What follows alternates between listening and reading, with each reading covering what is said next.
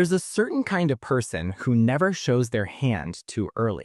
They don't confront you, they don't challenge you. They observe you quietly, patiently, almost gently.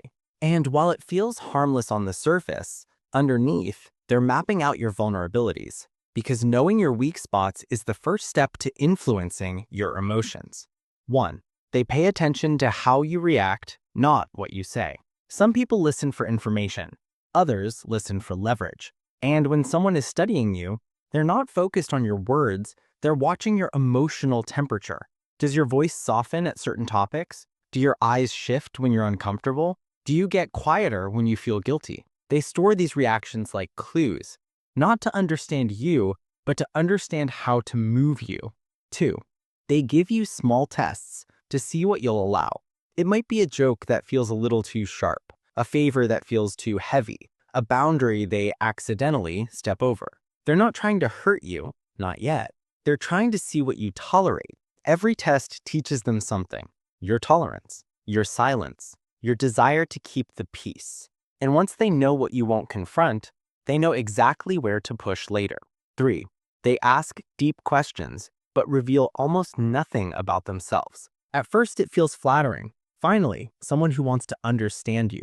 But soon you notice the imbalance. They know your fears, your regrets, your insecurities, yet you know almost nothing about theirs. This is intentional. Your openness becomes data, and their silence becomes protection.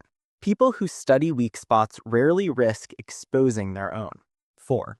They notice your patterns and mirror them back to you. Mirroring can be a sign of connection, but in darker hands, it becomes a strategy. They match your tone, your humor, your pace, even your emotional wounds. The similarity creates comfort, and comfort lowers defenses. You start trusting them quickly, naturally, instinctively, never realizing the resemblance was crafted, not discovered. 5. They pay close attention to what makes you hesitate. Your hesitation is a blueprint. That slight pause before you say no, that moment of guilt before you set a boundary, that flicker of fear when conflict appears. People studying you use hesitation as a map to find the places where your strength bends.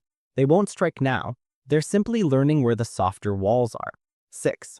They store your vulnerabilities for later moments of influence. This is the quietest sign, the one you don't notice until it's already happening. They remember things you said in passing, old wounds, old fears, old mistakes.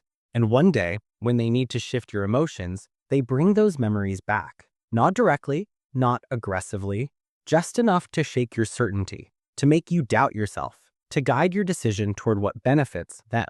And in that moment, you realize they weren't listening to you, they were studying you. People who study weak spots don't look dangerous. They look attentive. They look curious. They look harmless.